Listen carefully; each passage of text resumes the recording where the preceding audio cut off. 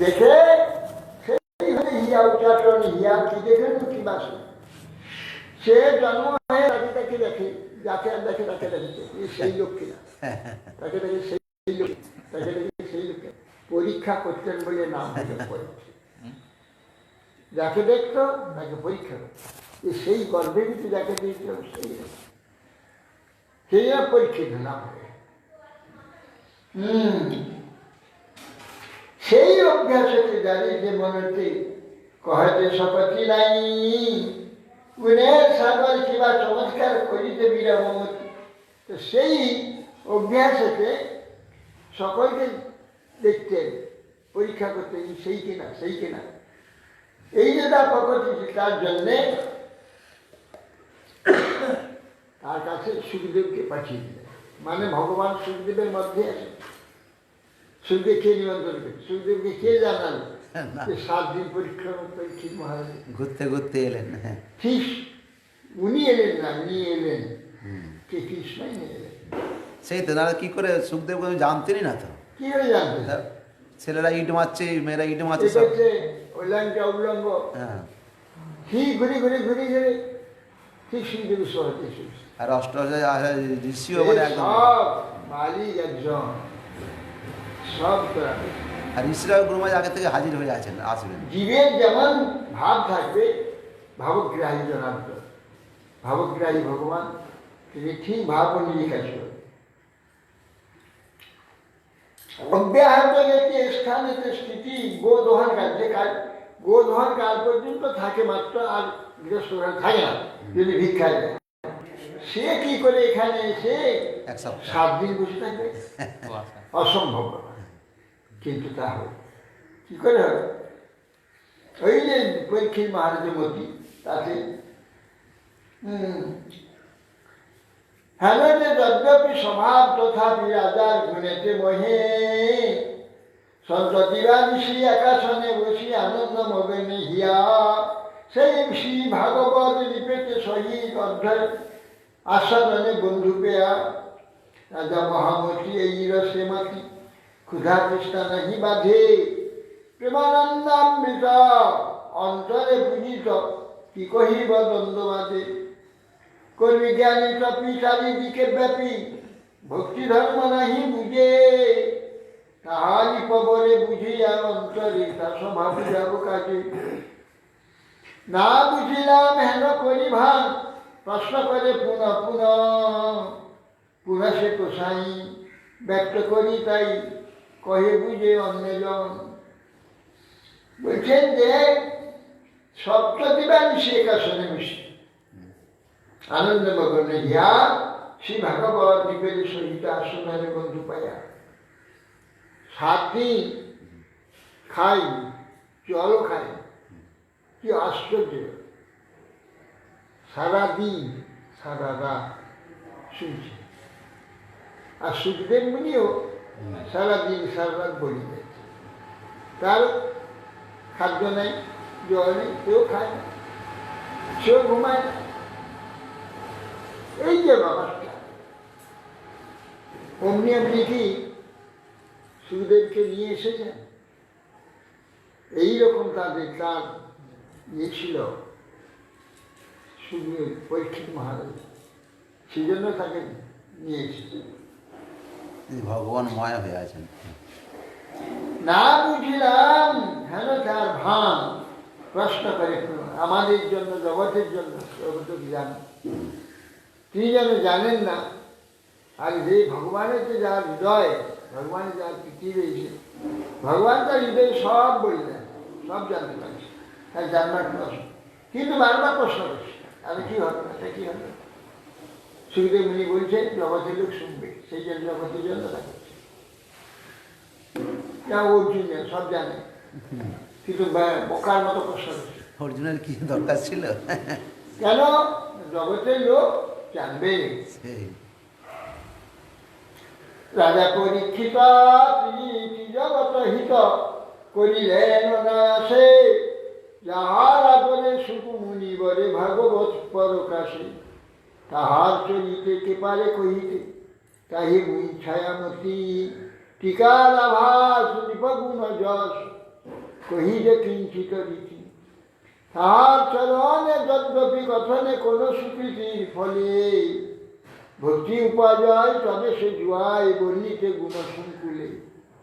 লালা দাস কৃতি চরণ অমৃত কুমতি বিষ ঘুচাও, প্রভু দৃষ্টা দুহু কৃপা করি বহু অন্তরে উদয় হো। বলছেন রাজা পরীক্ষিত ত্রিজগণের মঙ্গল জগতে মঙ্গলে যেন করিলেন অনায়াস। নিজে অজ্ঞান ছলে প্রশ্ন করে তিনি সুখদেব গোস্বামী মুখ থেকে সব কথা প্রকাশ করে দিয়েছেন। তাহার চরিত্রে যে পারে কহিতে পারে কহিতে, তাই মুই ছায়ামতি। তারা চরিত্র কেউ যে আমি তো ছায়ামতি ইমানমতি আমার সবসময় আচ্ছাদিত বিষয়। টিকার আভাস নিপগুণ যশ, কি যে কিঞ্চিত কিঞ্চিত টিকার আভাস যেভাবে প্রকাশ করে যেন প্রশ্ন করে টিকাকার যখন প্রকাশ করে সেইটি করে প্রকাশ করেছে। ভক্তি উপজয় তবে যে জুয়ায় বর্ণিত গুণ সংকুলে, তার যে গুণমহিমা গুণকীর্তি অসংখ্য গুণকীর্তি, শ্রবণ করলে ভক্তি লাভ হয়।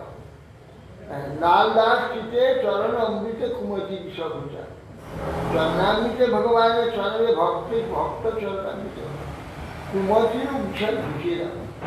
প্রভু ভিত্ত তুহু কৃপা করি বহু অন্তরে উদয়। শ্রী সুখদেব গোস্বামী চরিত্র। সুখদেবের মুনিবর তুলনা নাহি কো যার ত্রিজগৎ 14 ভুবনে, পূজ্য বর্গে সাধু মার্গে সমতা সদ্গুণ বিজ্ঞে, যার সম না হয় ওখানে। কৃষ্ণভক্ত চূড়ামণি বেদের মঙ্গলধ্বনি, পুকারিয়া গায় উচ্চ নাদে, যাহা শুনি সব লোকে তরই সংসার দুঃখী, দ্বন্দ্ব ধর্ম না করে বিবাদে।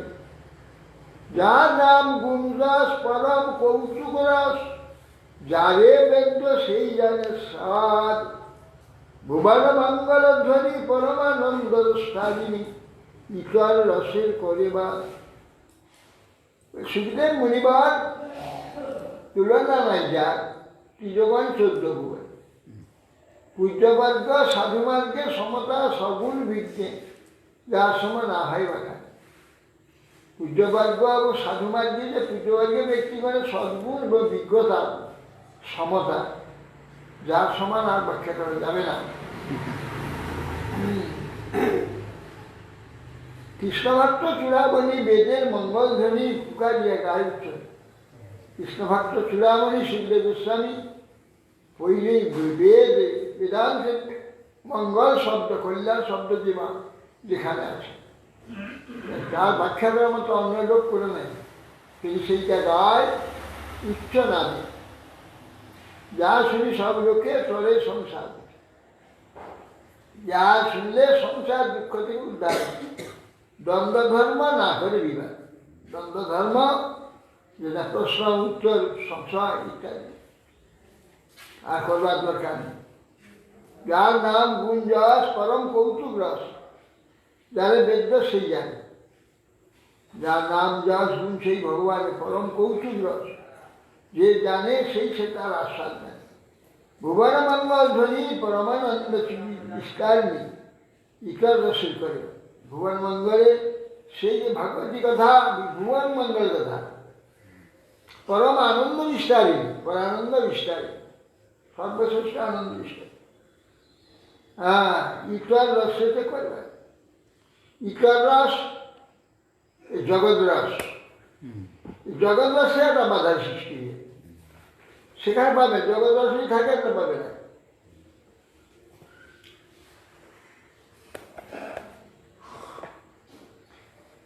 সেই সে রসেতে ভক্ত, তার প্রেমে অনুরক্ত, গুণ কত কহনে না যায়।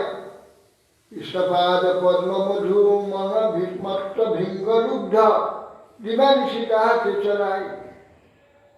সেই সে রসকে ভক্ত যারা, ভগবত রসকে, ভগবত কথা রসকে, তার প্রেমে অনুরক্ত, ভগবত প্রেমেতে অনুরক্ত যারা। গুণ কত কহনে, তাতে তার গুণ মহিমা বলা যায় না। কৃষ্ণপাদ পদ্মমধু মনেতে মত্ত ভৃঙ্গ লুব্ধ। কৃষ্ণপাদ পদ্মে যে মধু, তার মনরূপ যে ভৃঙ্গ সবটা লোভিয়ে আসে, দিবানিশি তাহাতে চড়ায়, সেই মনকে, মনরূপ ভৃঙ্গকে ওখানে চড়ায় দিবানিশি। দিবা নিশি দিন স্ফূর্তি নাহি, কিবা করি কিবা কহি, কেবা মুহি নাহি তো সন্ধ্যা। দিন নিষিদ্ধ, রাত্রি দিন স্ফূর্তি হচ্ছে সেই কথা, কি করছে কিবা বলছে কোনো সন্ধান নেই, তার মনে তো কোনো সন্ধান নেই। সেইটাই যেন মদিরা মদান ভোজন, নিজে দিহি জ্ঞানহীন, তেমনকি প্রেমানন্দ মতিমান, কিবা সে রহস্য কথা গর্ব হইতে, কেবা কথা নারী সহ ভূমিষ্ঠ হইয়া, শ্রীকৃষ্ণ অর্পিয়া মন তৎক্ষণাৎ সুগমন, পিতামাতা উপেক্ষা করিয়া। মদিরা মদান ভোজন, মদ খেয়ে যেমন মাতাল হয়ে যায়, নিজের দেহেই জ্ঞান থাকে না, তার দেহ যে কাপড় কোমরে আছে কি না আছে কোনো নেই থাকে। মাতাল যখন মদ খেয়ে যখন টানো হয়ে যায়, তো কোমরে কাপড় আছে কিনা তার জ্ঞান থাকে। মদিরা মদান ভোজন, সেই প্রকার ভগবত পারকর্ম মধ্যে যারা আকৃষ্ট হয়ে গিয়েছে তাদের এই অবস্থা। সেই মাতাল কিবা সে রহস্য কথা গর্ব হইলে কেবা নারী সব ভূমিষ্ঠ হইয়া, সেই রহস্য কথা গর্ভ থেকে তিনি সেই কথা আলোচনা করে নারী সব ভূমিষ্ঠ হয়েছে। কৃষ্ণেতে অর্পিয়া মন তৎক্ষণাৎ সুগমন, পিতামাতা উপেক্ষা করে। নারী গলাতে উপবীতের নেয়, তার প্রভুপাতে যেমন সেইভাবে জন্ম হয়ে স্নান করে তার হলে সংস্কার হয়ে যাবে। স্নান করে আর কথা নেই, ব্যাস হাঁটতে শুরু করে চললেন একবারে। পিতামাতা উপেক্ষা করে। চলিতে পক্ষে নাহি হারি, নদী কিংবা সরোবরে, কিংবা বৃক্ষ পর্বত সম্মুখে, এমনই চলিয়া যায় কেহ নাই বাজে নাই, হরিজনে কেহ নাই নদী। চলিতে পথে হারে নদী কিংবা সরোবর, কোথায় কি আছে কিছু তার দৃষ্টি নেই, চলেই যাচ্ছে। রাস্তায় সরোবর পড়লো, তার বুদ্ধে চলে যাচ্ছে, তাই জ্ঞান নেই। সরোবর পড়লো, নদী পড়লো, কি পড়ছে চলেই যাচ্ছে। পর্বত পড়লে চলে যাচ্ছে, তার মধ্যে দিয়ে চলে যাবে। নদী পথ দিয়ে দিল সবাই, নদীর উপর দিয়ে চলে যাবে, সবাই পথ দিয়ে দিচ্ছে। দেখো তার এমনি চলিয়া যায়, কেহ নাই বাধে, তা হরিজন কেহ নাই রাখে, তাকে কেউ বাধা দিচ্ছে না, যেখানে আছে পথ পেয়ে যাচ্ছে। পদদাতা ভগবান ভক্তের পথ দিয়ে দেন। জল স্থলময় হয়, গিরি বৃক্ষ আদি চয়, দুফাল হইয়া পদ্মায়, অনল শীতল হয়, বায়ু মৃদু মৃদু বয়, শীত বর্ষা সমাপ্তি যায়। বলছেন যে যেখানে চলে যায় কেহ বাধা নাই যায়, গিরি বৃক্ষ আদি চয়, দুফাল হইয়া পদ্মায়। যদি সে বৃক্ষের মাঝখানে চলে যায়, বড় বৃক্ষ, বৃক্ষ দুখানে দুফাল হয়ে যাবে, মাঝখানে ও একা বাঁকা যাবে না, সিধাই যাবে। সোজায় সোজা চলে যাচ্ছে। একা বাঁকার কোশ্চেন আসছে কেন? একা বেকাই জানে না। পৃথু মহারাজের রথ যেখানে পর্বতের ভিতরে চলে যায়, হ্যাঁ। পৃথু মহারাজ হ্যাঁ, সমুদ্রের উপর দিয়ে পর্বের ভিতর দিয়ে চলে যাচ্ছে, পিতৃ মহারাজ তো পাহাড়ের ভিতর দিয়ে চলে যাচ্ছে ওরা, সমুদ্রের উপর দিয়ে, নদীর উপর দিয়ে। এখানে বলছে যে বড় বিরাট গাছ, হ্যাঁ, সোজা এসে একটু সুবিধে, গাছ দুখানা হয়ে যাবে, মাঝে রাস্তা হয়ে বেরিয়ে চলে যাবে। কিরকম ভগবান সব করে দিচ্ছেন। মহারাজ প্রিয়ব্রত এরকমই ছিলেন।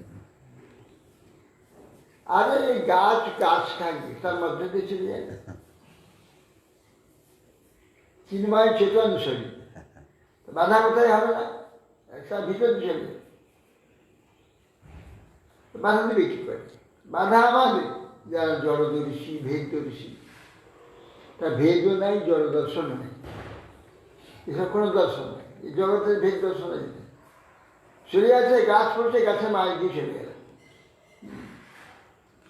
যেমন সেই যে বলছে না,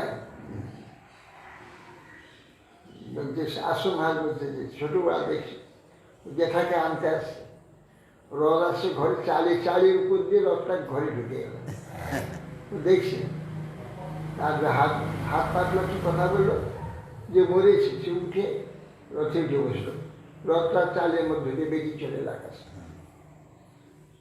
দেখছে, ওকে দেখিয়েছে, ওর ভাগ্য আছে পূর্বজন্মে কিছু ছিল, সেই জন্যে, না হলে মনে হবে না, দেখতে পাবে না সকলে। তেমনি এইরকম এইরকম যে ভক্ত, ইনার জড় দর্শন নেই, জড় শরীরও নেই, সেখানে দেখা যাচ্ছে, সকলে দেখতে পাচ্ছে। বড় গাছ পড়লো, গাছে মাছ বেরিয়ে চলে গেল, পর্বত পড়লো, পর্বত ভিতর দিয়ে চলে গেল, কেউ বুঝতে পারবে না। প্রভুপাদ বলেছেন না, ছুঁচের মধ্যে দিয়ে হাতি গলে যাবে, এই কথাটার মানে কি? হাতি করবে তো। হ্যাঁ, সবাই আশ্চর্য। প্রলম্ব সুবাহুদ্বয় আজানু দুলিয়া যায়, করি সুন্দর যেন লোকে, ঊর্ধ্বে উন্মিলিত আখি, প্রদর্শি সুধাংশু দেখি, পদ্ম যেন মুদিত সম্মুখে। প্রলম্ব বাহুদ্বয় জানু দুলিয়া যায়, জানু পর্যন্ত হাত লম্বা, করি সুন্দর লোকে, হাতি সুরের নেয় নড়ছে, অর্ধ উন্মিলিত আখি, প্রদর্শ সুধাংশু দেখে। বলছেন যে অর্ধ উন্মিলিত আখি, আখি আর পুরা খোলে না, অর্ধেক খোলা আছে। হ্যাঁ, তখন বলছেন যেমন প্রদর্শে সন্ধ্যাবেলা সুধাংশু নেই, সন্ধ্যাবেলা যেমন চন্দ্র দেখা যায়, সেই রকম সব দেখা যাচ্ছে। পদ্ম যেন মুদিত সম্মুখে, পদ্ম যেন সম্মুখে উদ্ভিত রয়েছে, পদ্ম নয় তো, চোখ দুটো বন্ধ হয়ে আছে, অর্ধনিমিত্ত।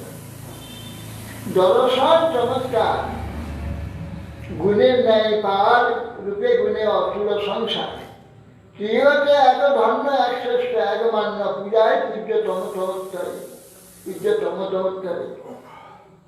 ধর্ম কর্ম ব্রত জপ, জ্ঞান জপ, যজ্ঞ তপ জপ, জপ তপ আদি করি পুরুষার্থ যাতে, ত্রিজগতে উচ্চগিরি সবাই আশ্রয় করি, সাধু করি মানে বড় থেকে। দর্শন চমৎকার, গুণের নাই পার, রূপে গুণে অতুল সংসার, সেই যে সুখদেব গোস্বামী ত্রিজগতে এক ধন্য, এক শ্রেষ্ঠ, এক মান, সেই সুখদেব গোস্বামী ত্রিজগতে একলাই ধন্য, তিনি একলাই শ্রেষ্ঠ, একলাই মান। যত পূজ্য আছে, পূজ্যতম, পূজ্য উত্তমে, তোমাত্তমে। ধর্ম কর্ম ব্রত জপ, জ্ঞান জপ, জপ তপ আদি করি পুরুষার্থ যাতে, ত্রিজগতে উচ্চগিরি সবাই আশ্রয় করি, সাধু করি মানে করি। ধর্ম কর্ম জপ তপ জ্ঞান যত্ন যা কিছু পুরুষার্থ জগতে আছে, যতই পুরুষার্থ আছে, ত্রিজগতে উচ্চগিরি সবাই আশ্রয়। ত্রিজগতের মধ্যে উচ্চ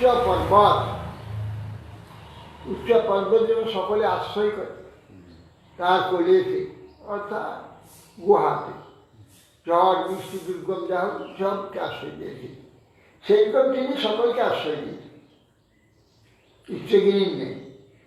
তার যে বাণী তিনি যা বলে রেখে দিয়েছেন, সকলের আশ্রয়। এই জগৎরূপ যে ঝঞ্ঝা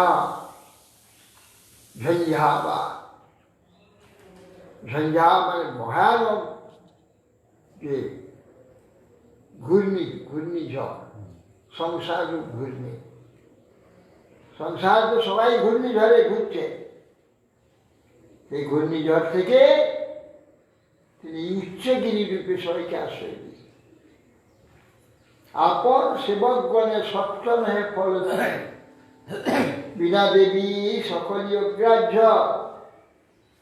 ভক্তি দেবী মুখপানে করি থাকে নিরীক্ষণ, ঠাকুরানী শুভ দৃষ্টি করিলে সেবকের ফল দিব নহে সব ব্যর্থ হব।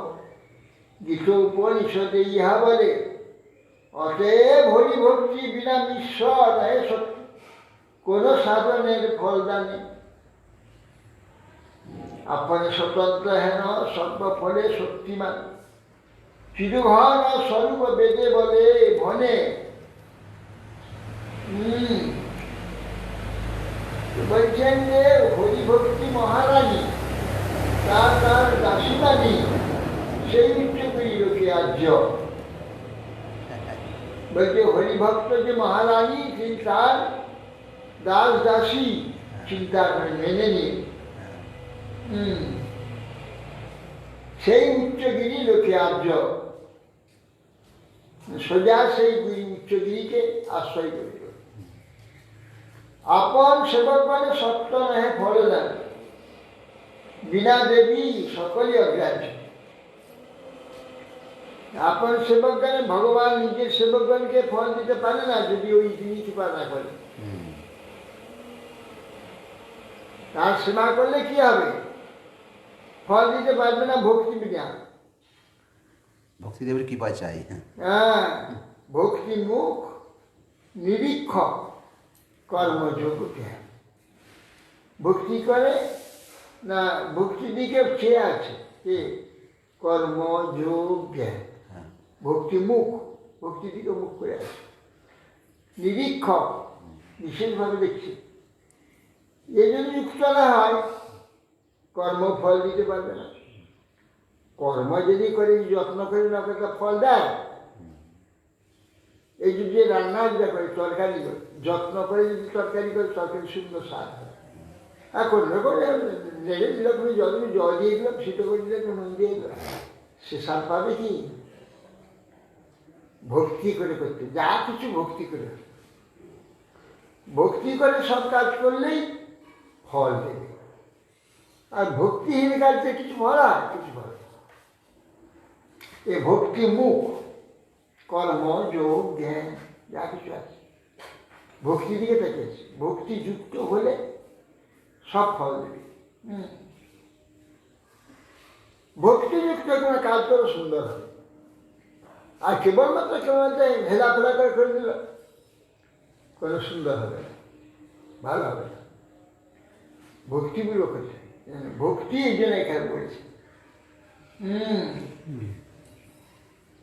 বলছে সেবকের ফল দিব নহে সব ব্যর্থ হব। গীতা উপনিষদে ইহা, গীতা উপনিষদ আমি সর্বত্র কথা বলছি। হ্যাঁ, অতএব হরিভক্তি বিনা বিশ্ব নহে সত্যি, কোন সাধনের ফল দেয়। হরিভক্তি বিনা আর যত কিছু আছে ফল দানে কেউ সামর্থ্য নেই। আপনি স্বতন্ত্র হন সর্বফলে শক্তিমান, চিৎঘন রূপ বেদে ভনে। সেই দেবী প্রিয়াধাম সুখদেব অভিরাম সম্যক প্রকারের যাকে স্থিতি। বলছেন যে আপনি স্বতন্ত্র হন কে? ভক্তি সর্বফল দানে চিৎঘন। এই জন্য ভক্তি কোথায় ফল দেবে, কোথায় আবির্ভূত হবে কোনো নিয়ম নেই, কারো অধীন নয়। আর কর্মযোগ্য এনার্জি সব সাধনের অধীন, ভক্তি কারো অধীন নয়। চন্ডাল গৃহেতে ভক্তি প্রকাশ হবে, ব্রাহ্মণ গৃহে হবে না। কেননা যদি ভক্তিতে প্রীতি হয়, ভক্তি ওখানে গিয়ে প্রকাশ হবে। চন্ডালে ভক্তি প্রীতি না থাকে সেখানে প্রকাশ হবে। এই ব্রাহ্মণ ঘরে গিয়েছি, 50 বছর তো শালগ্রাম সেবা হয়ে তার উপরে চলে আসে। আর সে কতগুলো ঘরে ঘুরে ঘুরে 1 কেজি মতো চাল নিয়ে এসে, কোথায় ষষ্ঠী বুড়ি ফুল দিয়েছে, কোথায় সীতা বুড়ি ফুল দিয়েছে, কোথায় চণ্ডীমন্ত মণ্ডলে ফুল দিয়েছে, একটু চাল দিয়েছে। আমি এরা তো 1 মুঠা করে চাল দেয় আপনাকে, নারায়ণ তো কিছু আপনাকে দেয়নি, সেই জন্য আপনি না না আমার বাবা বলেছে, বাবা কয়েকদিন কোথায় চলে গেছেন, নারায়ণের সেবা হয়, এসে থেকে কেউ সেবা করেনি, যেই ফুল দিয়ে গেছে 5-7 দিন পরে এসেছে সেই ফুলই আছে। তা মা বলছে ঠাকুর খেয়ে নিতে পারে না কাউকে, আর আমি যে ফুল দিয়ে সেই ফুল আমি সেবা করবো না, যদি চাও তবে সভা পাবে, না আর পাবে না, তার দায় পড়ে গেছে। কত বড় নারায়ণকে খেতে পায় না, তার সেবক নেই, সেবা নেই। আর ত্রিভুবন তার সেবক, ত্রিভুবন তার সেবাটার জন্য ভগবান, আর তোমার সেবা করার জন্য তুই তোমাকে চাইলে এটা দাও। মূর্খ কথা। আমি এই 100 চাল, 1 মুঠা চাল পাওয়ার জন্য বাড়ি বাড়ি ছুটছে, তার ঘরে নারায়ণ আছে, তার সেবা করতে হবে না। বাবা রেখে আমি দেন, আমাকে দিয়ে নিয়ে যাই, ভালোই হলো। আমাকে দিল যে সিংহাসনটা সরিয়ে, আমি সিংহাসনটা গুড় দিয়ে দিচ্ছে আর নাদাটা সরিয়ে যাচ্ছে। আচ্ছা বলছি আপনার, হ্যাঁ নারায়ণ তার সিংহাসনে আছেন, আমাকে নারায়ণ দিয়ে বলে সিংহাসন রেখে দিচ্ছে, বোকার মতো। না না না না না, এইরকম স্বপ্ন। সিংহাসনে কি কাজ করবে, ওই রেখে দেবো। হ্যাঁ হ্যাঁ, সিংহাসন রেখে নাদার গুড় দিয়ে দিচ্ছে, নাদাটা দেবো না, মানে কলসিটা দেবো না, হাঁড়িটা দেবো না, উঠে নিয়ে যাও। তা গুড়িছে হাঁড়ির দাম বেশি নাকি? তুমি নারায়ণকে দিয়ে দিচ্ছে না সিংহাসন, যেটা পিতলের সিংহাসন, এর মূল্য তুমি নারায়ণের মূল্য বুঝাও। আর এই চণ্ডী পূজা, ষষ্ঠী পুজো আর কালী পূজা, কালীবাড়িতে গিয়ে 1 মুঠা করে চাল পাও, সেই জন্য দিন ছিল। আর ঘরে নারায়ণ লক্ষ্মীপতি না সেবা হয়ে চূড়ায় পড়ে আছে 50 বছর, আমাকে দিয়েছিল, নিয়ে আমি মায়াপুরে সেই নারায়ণ মায়াপুরি সেবা হয়েছে। কেউ যেন বলছেন যে হরি ভক্তি বিনা সব বেকার, ভক্তি যারা বলছেন যে স্বতন্ত্র হন তিনি, চিৎঘন স্বরূপ বেদে ভনে, চিৎঘন স্বরূপ সেই দেবীর প্রিয়ধাম সুখদেব বিরাম সম্মত প্রকাশ যাচ্ছে। সেই ভক্তি দেবী একদম সুখদেবের হৃদয়ে সর্বদা স্থিতি, অভিন্ন কৃষ্ণ, কৃষ্ণ ভক্তি তার ধাম, তার শক্তি, শক্তি শক্তি মানে এক, অভিন্ন কৃষ্ণ, কৃষ্ণ ভক্তি, কৃষ্ণ ভক্তিটাই কৃষ্ণ, কৃষ্ণ ভক্তি আলাদা কিছু নয়, কৃষ্ণ ভক্তিটাই কৃষ্ণ, অভিন্ন কৃষ্ণ ভক্তি, অভিন্ন কৃষ্ণ, কৃষ্ণ ভক্তি, কৃষ্ণ ভক্তি, কৃষ্ণ, কৃষ্ণ ভক্তি আর কৃষ্ণ অভিন্ন। তার ধাম, তার শক্তি, তারই ধাম, তারই শক্তিকে ভক্তি, কৃষ্ণেরই ধাম, কৃষ্ণেরই শক্তি। শক্তি শক্তি মানে এক রীতি, হ্যাঁ, শক্তি এবং শক্তিমান এক।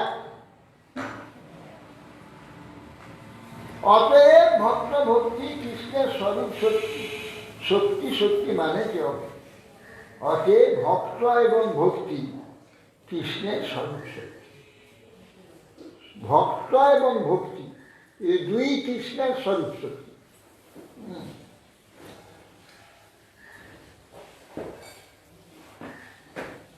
সত্যি সত্যি মানে কি হবে? সত্যি সত্যি মানে এক।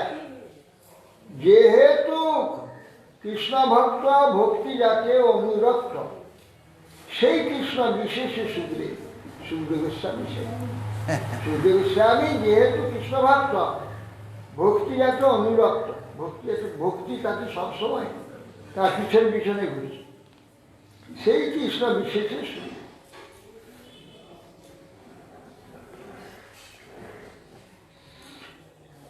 কলি ভব কারাগার নাহি যাহে পালাবার, ঘোর তুমি লাগে আন তাই ভবন্দি বিভগান হেরিয়া কাতর মন কলিলা যে উপায় সৃজন।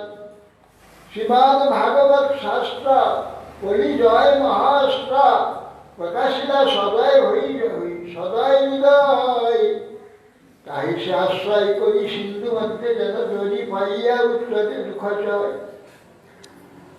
বলছেন যে কলি কারাগার নাই যাই পারাবার, কলি যে কারাগার নাই যাই পারাবার, পারাবার নাই, পারাবার নাই মানে কি?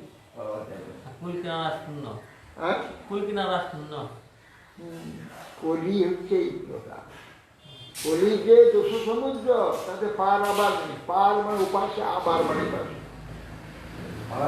পার আবার নেই। শুধু সমুদ্র, পার।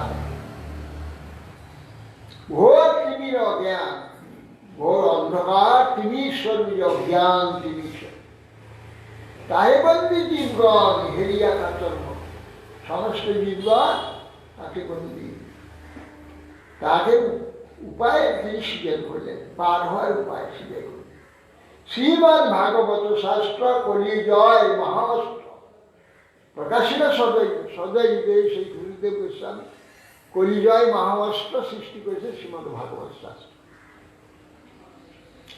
তাই সে আশ্রয় করি সিন্ধু মধ্যে যেন ধরি পাইয়া উত্তর সুখ।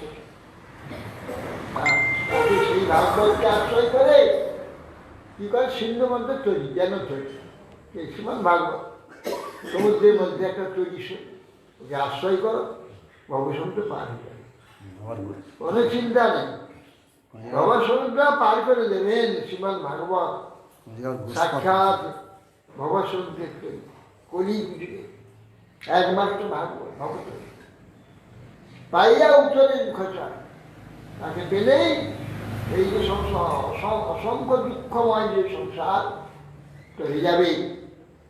তাহা চরণ রেণু মস্তক ভূষণ বিনু স্মরণ ভজন নমস্কারে কৃষ্ণ ভক্তি রঘু দূরে সংসার নাই করে ধর্ম অর্থ সেহনা সঞ্চারে। তার চরণ সে সুখদেবের চরণ রেণু মস্তকে ভূষণ বিনু স্মরণ ভজন নমস্কার, স্মরণ স্মরণ ভজন নমস্কার আদি, হ্যাঁ সেই সব তার চরণ রেণু মস্তকে ধারণ করবে, ভজন পূজন নমস্কার করবে। কৃষ্ণ ভক্তের রঘুদূরে সংসার নাই করে, কৃষ্ণ ভক্তের দৃঢ়তা তার চরণ আশ্রয় না করে, তাকে শ্রদ্ধা যদি বিশ্বাস না করে, সংসার তারা কোথায়? ধর্ম অর্থ সে তো কথাই নেই, সংসার করতে পারবে না তার যদি ভক্তি না থাকে। লাল দাস দিগমতি তাহার চরণ গতি হেন কৃষ্ণ ভক্তিবিহীন, হেন দিন কবে হবে তাহার করুণা লবে, অনুরাগ হইবে সে ধনে।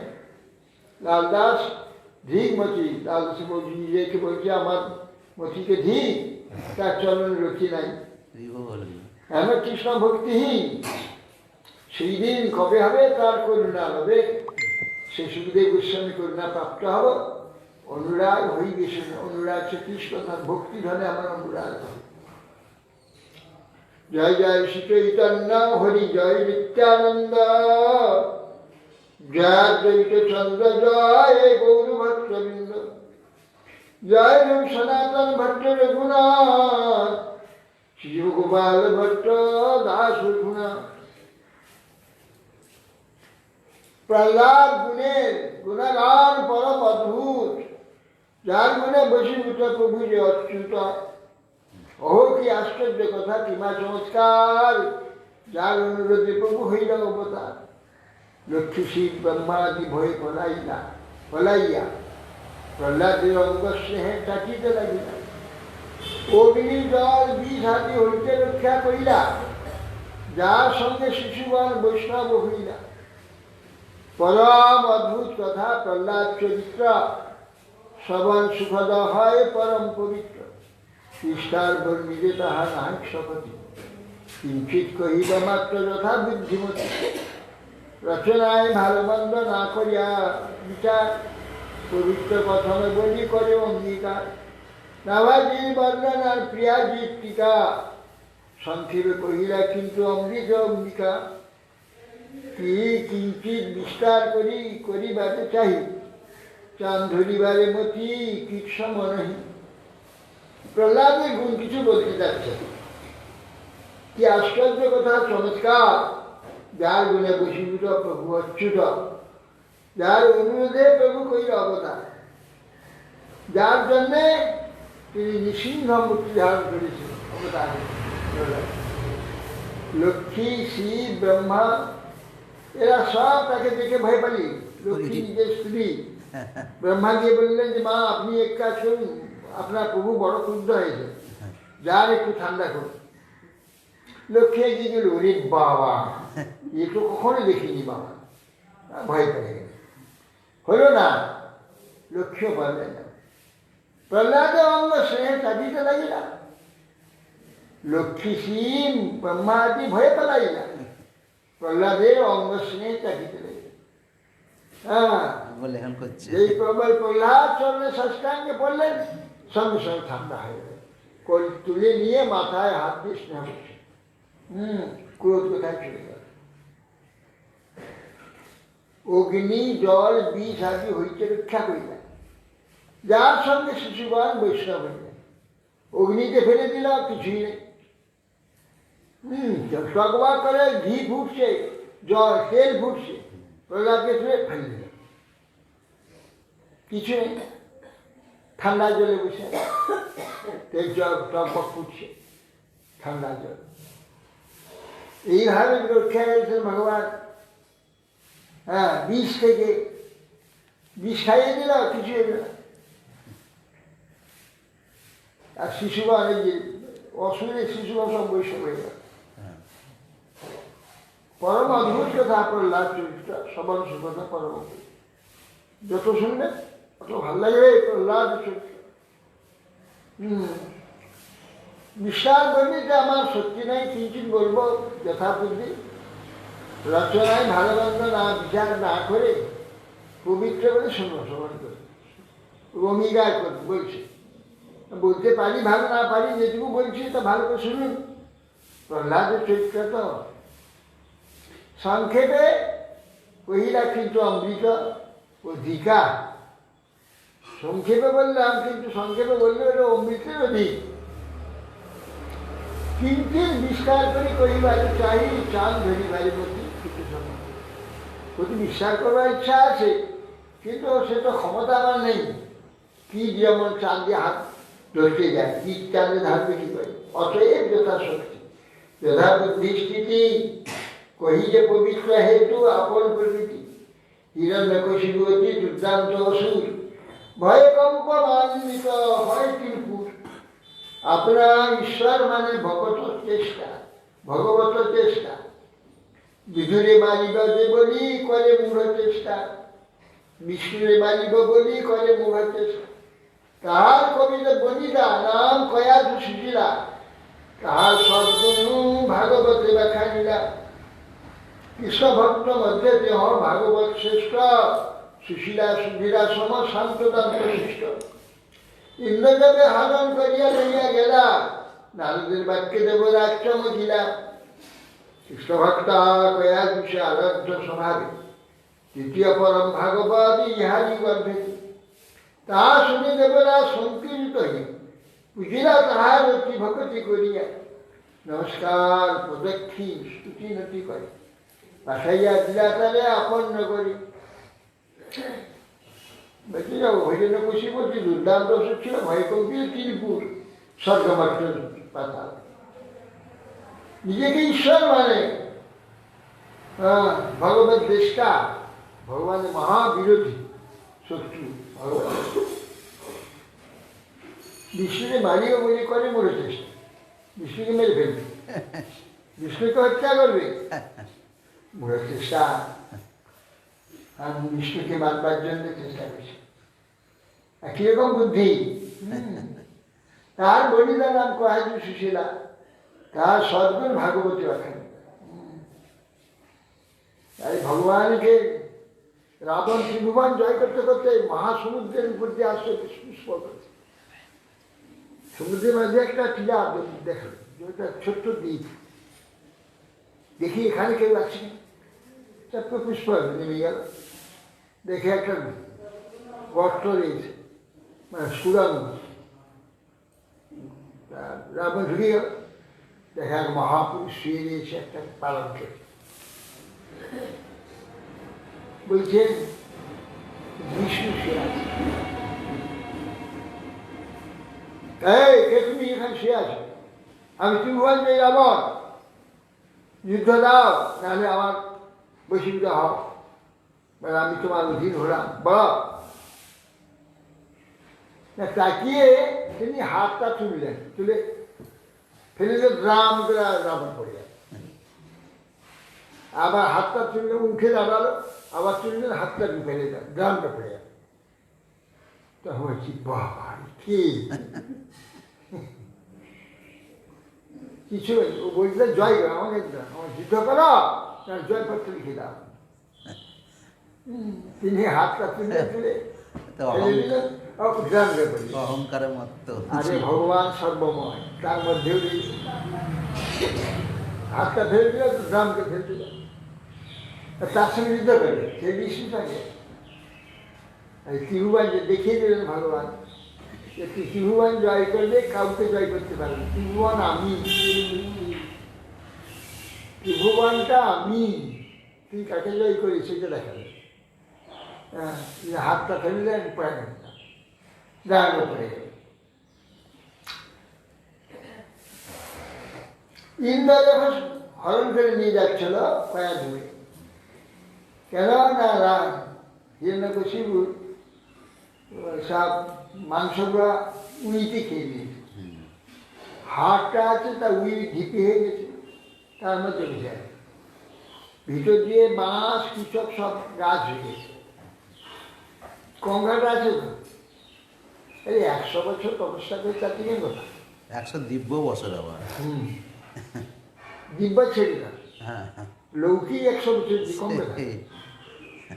হ্যাঁ, সেই 100 বছরে তার গাছ হয়ে যাবে না, গাছ হয়ে গেছে। তারপরে কঙ্কালটা পড়ে আসছে, কঙ্কালের মধ্যে প্রাণ আছে, মজ্জাগত প্রাণ।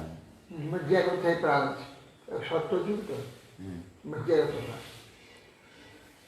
সব মাংস টাংস নেই, অন্য কিছু নেই, সেই প্রাণটা তো সূক্ষ্ম, এগুলো তো স্থূল, সূক্ষ্ম প্রাণটাই ওই অস্থিতে আশ্রয় করে আছে। তো সেই জন্যে ওরা দেবতা দেখতে পায়, যা দেখতে চাইবে সব দেখতে পায়। মাটির ভিতরে পাথরের মধ্যে কোথায় কি আছে, দেবতা দেখতে চায়, সব দেখতে হয়। সূক্ষ্ম দৃষ্টি তো আমাদের স্থূল দৃষ্টি না, স্থূলিয়া আবদ্ধ হয়ে যায়। দেবতারা হয়ে সূক্ষ্ম দেখা, সূক্ষ্ম শরীর, তারা তাকাবে যখন সূক্ষ্মের দিয়ে চলে যায়, সূক্ষ্ম দিয়ে পাথরের ভিতর দিয়ে চলে যায় দৃষ্টিটা, পাথরের ভিতরে কে আছে, পাথরের উপাসে দিয়ে দেখতে। এই জন্যে ওই হিরণ্যকশিপুটা নেই, দেবতার সন্দেহ হল। ইন্দ্র দেখেছেন যে যত কঙ্কাল হিসেবে তো সব শেষ হয়ে গেছে, তো মরে গেছে। তখন দেখেন কয়াধুকর ব্যক্তি পুত্র আছে, তাহলে যে এ পুত্র তো জন্ম হয়েছে, দ্বিতীয় হয়ে কিছু আবার হয়, এবার লুটপাট করে সমস্ত শিবিরে গিয়ে কয়াধুকে ধরে টেনে নিয়ে চলে যাচ্ছে, চিৎকার কাঁদতে কাঁদতে যাচ্ছে, কয়াধু আকাশ পথেই যাচ্ছে, আকাশ পথে নিয়ে যাচ্ছে। তো ইন্দ্র এই দানব ভীষণ আকাশ আসবে, বলছে এই ইন্দ্র কাকে নিয়ে যাচ্ছে? না হিরণ্যকশিপুর স্ত্রী কয়াধু। কেন পরশকে নিয়ে যাচ্ছ তুমি? দেবরাজ ইন্দ্র তুমি নাকি পালনকারী, ত্রিভুবনের কর্তা তুমি, পরশটিকে হরণ করতে নেই হবে, কে কাঁদছে? না আমার এই স্ত্রীর দরকার নেই, তবে এর গর্ভটা দরকার। এই গর্ভে আছে একটা অসুর, হিরণ্যকশিপু দ্বিতীয় হিরণ্যকশিপু, হিরণ্যকশিপুর সাথে হিরণ্যকশিপু হবে, সে এসে আমাদের উদ্ধার করে, ছেলেটার জন্ম হবে, মেয়ে দেবো, ওকে ছেড়ে দেবো, সেই জন্য ধরে গেছে। বলছেন দেবরাজ ও হবার নয়, কেন? ওর গর্ভে অনন্ত, অনন্তের সেবকের গর্ভে রয়েছে, তুই পারবি কি করে? অনন্ত যাকে রক্ষা করবে, তাকে মারতে পারে, মারতে পারবে? তাই নাকি? নারদ গোস্বামী ব্যাপার শুনে তো ছেড়ে দিই, দিয়ে প্রণাম করে কয়েক দিকে পরিক্রমা করছে। হ্যাঁ, নমস্কার প্রদক্ষিণ স্তুতিনতি করি পাঠাইয়া দিলা তারে আপন নগরে। কয়া দূর গুণ কত না যায় বর্ণন, যার গৃহে জন্মিলেন প্রহ্লাদ রতন।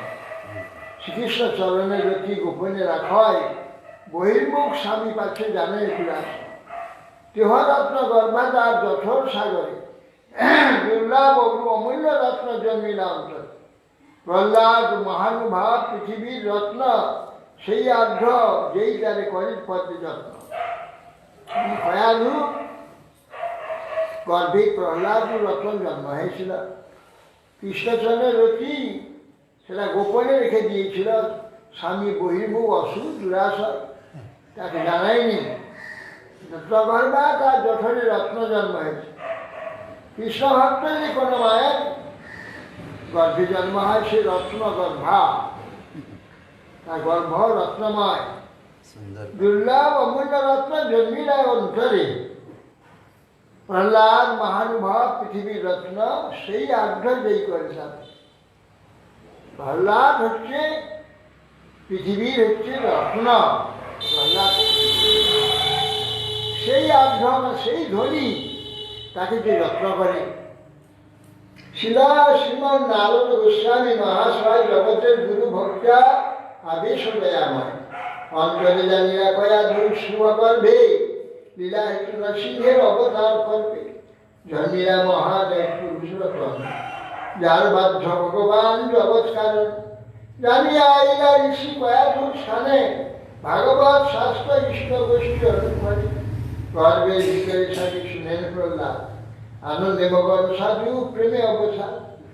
সময়তে গর্ব হইতে ভূমিষ্ঠ হইলা, রাহুগ্রস্ত হইছিল চন্দ্র প্রকাশ হইলা। নারদ গোস্বামী জগতের গুরু, ভক্তি সর্বদা আবিষ্কৃত। জানেন কয়াজু গর্ভে লীলা নৃসিংহ অবতার পর্বে এক মহাপুরুষ জন্ম হবেন, যাকে অশ্বকে নৃসিংহ প্রকাশ হবে। জানেন কি? জানি কেন? হয়তো মন্বন্তরে এই নৃসিংহ অবতার। তা এর আগেও হয়েছে নৃসিংহ অবতার, নাম জানি, দেখেছি। এখানে হবে তাই জানি। সেই জন্য জানিয়া সেই আইয়া ঋষি কয়া দৃষ্ট, ভাগবত শাস্ত্র ইষ্ট গোষ্ঠী অনুক্ষণে গর্ভের ভিতরে থাকে শোনেন। আর প্রহ্লাদ, উনি প্রহ্লাদকে শোনাবার জন্যে কয়াজুকে কৃষ্ণ কথা, হরিকথা বলতে। তা হরিকথা বাইরে বলে পেটের মধ্যে ছেলে কি করে শুনবে? এটা তো অযুক্তি। আধুনিক যে সমস্ত পণ্ডিতগণ শুনে দূর, এটা গাঁদা। পেটের ভিতরে আছে ছেলে, আর বাইরে কথা বলছে, সে শুনবে? কিন্তু এইসব মূঢ়মতি শুনবে, জানবে কি করে? লক্ষ লক্ষ বছর পূর্বে সেই মহাজনগণ, তাদের কত সূক্ষ্ম বুদ্ধি, সূক্ষ্ম বিচার, সূক্ষ্ম দর্শন ছিল। এরা কোথায় পাবে? মূর্খের দল। তিন কথার লড়াই, তিন কথায় যা নাকি এক কথা হারিয়ে যায়। এমন সামান্য বস্তু নিয়ে খুনাখুনি করে, মারামারি করে। ধৈর্য নাই, সহ্য নাই, ত্যাগ নাই, তপস্যা নেই। এরা কি পরমার্থ? সাধু সঙ্গীত জানবে। হ্যাঁ, এরা পরমার্থ কি করবে? যে প্রহ্লাদের, এটা সাইন্টিফিক, প্রহ্লাদের মাথার সঙ্গে কয়াজুর মাথাটা এক হয়ে আছে। তো কয়াজু শুনবে যেটা তার মাথায় যাবে, ওইটা ওর মাথায় চলে যাবে। এটা সোজাসুজি বিজ্ঞানটা। মা যা শুনবে, গর্ভে থাকাকালীন শিশু, মা যা শুনবে, যা মনে করবে, যা ভালো বুঝবে, যা প্রীতি করবে, মাথায় সব হয়ে যাবে। এই জন্য গর্ভে ছেলে যখন থাকে, মাকে খুব ব্রতধারী হতে হবে। যে ব্রতধারী হয়ে সর্বদা উত্তম চিন্তা, উত্তম কাজ, উত্তম ভাবনা, উত্তম করতে থাকে, মহাপুরুষ জন্ম হয়ে যায়। জননী পারে একটা মহাপুরুষ জন্ম দিতে, একটা চন্দ্রাল জননী। আজকাল এই সমস্ত মহাপুরুষ স্ত্রীগুলা বেশি শাড়ি টাড়ি ছেড়ে দিয়ে এখন প্যান্ট পরে ফেলেছে। তাহলে শাড়ি যে তার পেটে কি, পেট থেকে কি বেরোবে? অসুর বেরোবে। ওই যে প্যান্ট করে, একটা প্যান্ট করে মা হয়েছে, প্যান্ট গেঞ্জি করে মা হয়েছে, তার গর্ভে কি সাধু বেরোবে? সেই রকম বস্তু নেই তাদের ভাবনা দেখে। স্ত্রী ভাবনাই নেই, জননী ভাবনাই নেই, ভাবনা হচ্ছে রাক্ষসী ভাবনা। হ্যাঁ, প্যান্ট পরে ফেলেছে। পেটে এরা মহাপুরুষ জন্ম হবে, তাদের পেটে মহাপুরুষ জন্ম হবে। হায়, এই অবস্থা হয়েছে। অর্থাৎ সেই জন্যে প্রয়াগ তাহলে 100 বছর নারদ গোস্বামী সেবা করেছে। 100 বছর, 100 বছর নারদ গোস্বামী সেবা করেছে। নারদ গোস্বামী যত হরিকথা বলেছে সব প্রহ্লাদ শুনেছে। প্রহ্লাদ মহান ভাগবত হয়ে আছে, সর্বজ্ঞানে পরিপূর্ণ হয়ে আছে। সেই জন্য তো দৈত্য বালকদের উপদেশ দিচ্ছে, গৌয়ারে আচরে প্রাজ্ঞ ধর্মান ভাগবতানিহ দুর্লভ মানুষ তদপ্প ধ্রুবমর্ষদম। এসব উপদেশ দিচ্ছে প্রহ্লাদ, 5 বছর বয়স। হরি বল পবনে ভূ হরি হরে নম কৃষ্ণ যাদবায় নম, যাদবায় মাধবায় কৃষ্ণায় নম।